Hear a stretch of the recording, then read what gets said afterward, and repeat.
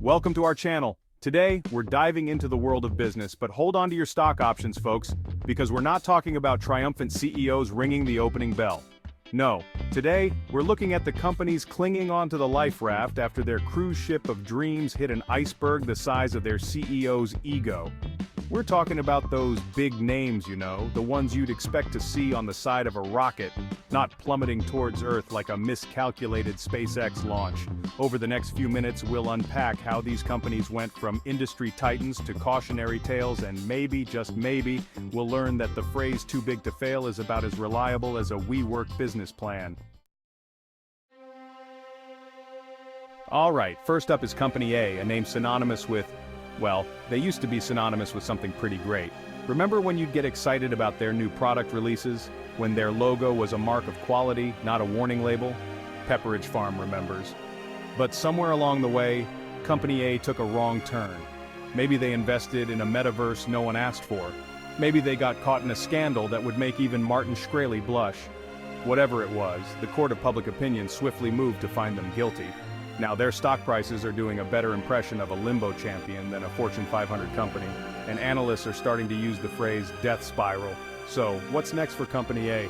Can they pull themselves out of this nosedive and regain their former glory? Only time will tell, but right now, things aren't looking so sunny in Company A land. Now let's talk about Company B. Company B, once the darling of insert industry, soaring high on wings made of innovation and ambition.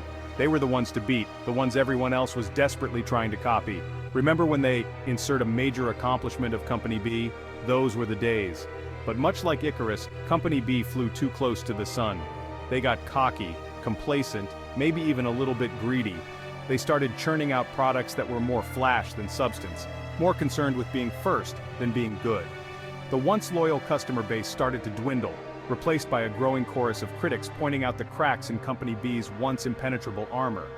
The question is, can Company B learn from their mistakes and find a way to reinvent themselves? Or will they become just another cautionary tale about the dangers of hubris in the cutthroat world of insert industry? Chapter 3, Company C, the domino effect of corporate chaos. So far, we've talked about the financial woes and public image disasters of companies facing downfalls. But the impact of these corporate crashes extends far beyond balance sheets and boardrooms. Let's talk about Company C, a company that was once a source of pride and stability for thousands of employees.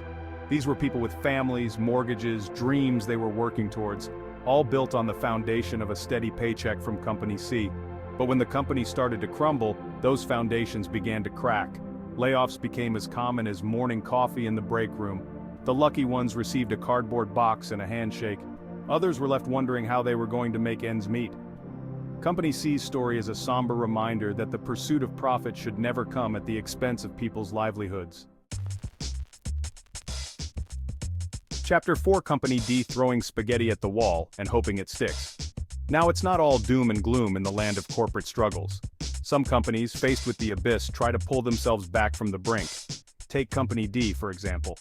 They've been desperately trying to right the ship, but their efforts resemble a game of corporate Jenga played by someone who's had one too many Red Bulls.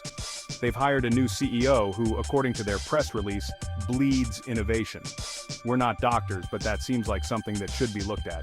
They've even tried to appeal to a younger demographic by, and I'm not making this up, creating a TikTok account where their CEO attempts to dance to whatever the kids are listening to these days.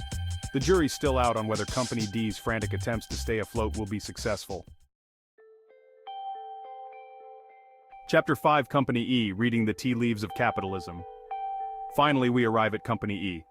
Now, predicting the future of a company is like trying to herd cats while riding a unicycle on a tightrope. It's messy, unpredictable, and likely to end in disaster. But that doesn't stop the so-called experts from gazing into their crystal balls, or more likely their Bloomberg terminals, and making pronouncements about who's going to be the next Amazon and who's destined for the corporate graveyard. So what are the whispers in the wind about Company E? Well, some analysts are cautiously optimistic, pointing to their recent attempts at innovation as a sign that they're not going down without a fight. Others, however, are less convinced, arguing that they're too slow, too bureaucratic, too stuck in their old ways to adapt to the rapidly changing market. The truth is, no one knows for sure what the future holds for Company E. But one thing's for certain, the story of Company E, and indeed all the companies we've discussed today, serves as a reminder that in the ever-evolving landscape of the business world, nothing is guaranteed. Well, there you have it, folks, a glimpse into the tumultuous world of corporate downfalls.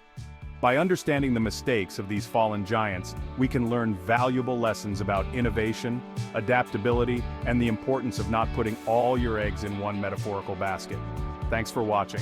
If you found this video informative, don't forget to like, share, and subscribe for more updates on the business world. Let us know in the comments which company's downfall surprised you the most.